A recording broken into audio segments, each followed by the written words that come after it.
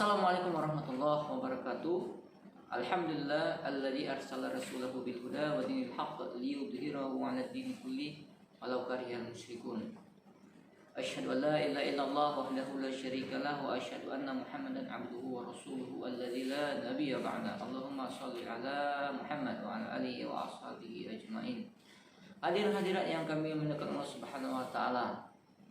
Salah satu fenomena yang terjadi di masyarakat yang cukup memiriskan dan mengkhawatirkan hati kita adalah khususnya kalau kita melihat ya di pasar, di ya tempat pusat perbelanjaan tradisional ya.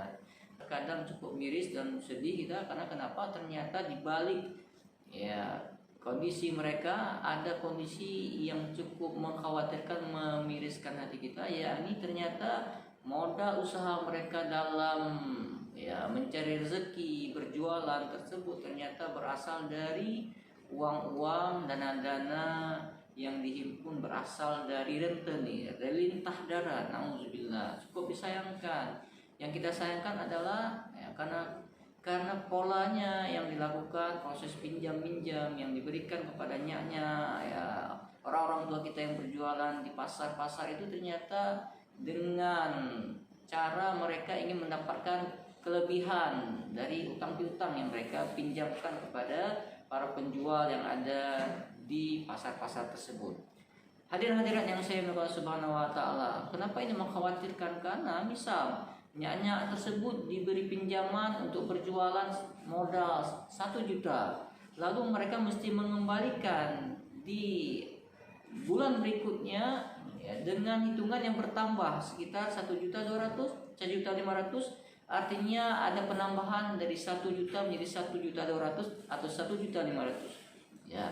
Sehingga yang cukup menyedihkan hati kita ketika si nyak-nyak itu yang dijualan di pasar itu ternyata tidak laku jualannya selama sebulan atau omset keuntungannya tidak ada, maka dia mesti menanggung resiko nantinya di bulan berikutnya dia mesti mengembalikan kepada si rentenir, si peminjam tadi, tetap dengan sejumlah yang disepakati sekitar misal 1.200.000.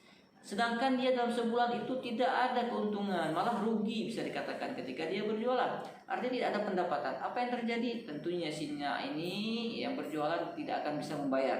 Resikonya apa? Pasti si rentenir tersebut akan memaksa atau akan menambah hutangnya lagi ya kepada sinya itu untuk dia bisa berjualan lagi di bulan berikutnya, dan ternyata gitu lagi akhirnya bertumpuk-tumpuk hutangnya.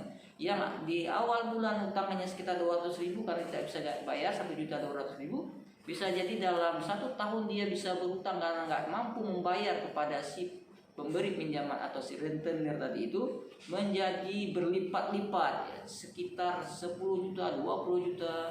Nauzubillah, ini akan menyedihkan. Akhirnya ketika dia gagal bayar, bisa jadi rumahnya nanti akan disita oleh si rentenir atau kendaraannya atau aset-aset lainnya, dan jatuh miskin lahnya dia. Jatuh miskin lah dia. Ya, ini cukup menyedihkan.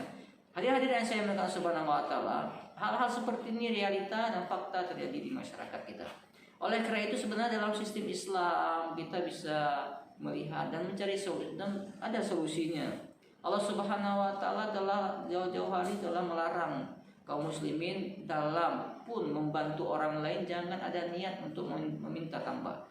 Karena dalam hal meminjam itu unsur yang paling asasi adalah kita ada unsur sosial, unsur membantu orang. Wa ta'awanu 'alal birri wat taqwa. Dan surat Al-Maidah Allah Subhanahu wa taala mengingatkan kita untuk saling membantu. Artinya adalah unsur tabarruk, unsur sosial.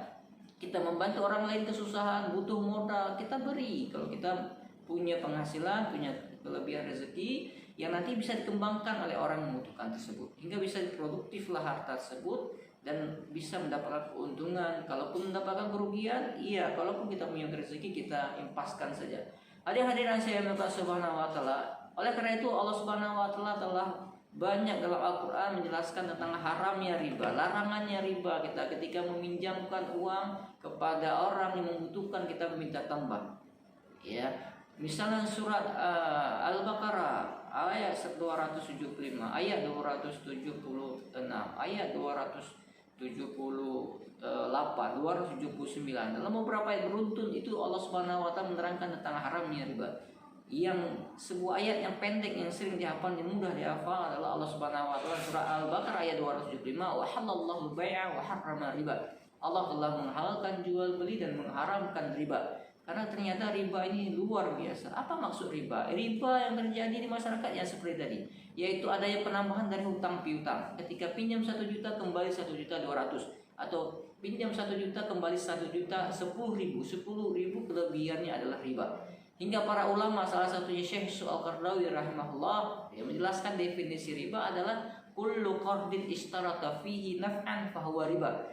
Jadi yang namanya riba menurut Syekh Al-Qardawi definisinya adalah setiap utang piutang, pinjam meminjam yang dipersyaratkan dari awal, dibuat perjanjian akan adanya penambahan dari utang piutang tersebut ketika dikembalikan, itu adalah riba, fahuwa riba. Jadi ketika kita pinjam 1 juta, kita syaratkan yang meminjam, Anda kembalikan bulan depan, ya, dari 1 juta di 1.010.000, maka kelebihannya itu yang dipersyaratkan adalah riba. Dan ini yang sering terjadi di masyarakat atau di perilaku kita sehari-hari. Ketika ada kawan kita yang membutuhkan uang rezeki untuk apa, misalnya biaya sekolah SMP, atau biaya anak sekolahnya lanjutkan sekolah, atau biaya hidupnya, kita sering meminjamnya, kita meminta tambah. Ini adalah riba. Dan riba ini ya dalam Islam haram dan dimurkai oleh Allah Subhanahu wa taala. Dan semoga dengan kita menghilangkan riba dan kita menyuburkan sedekah, menyuburkan zakat.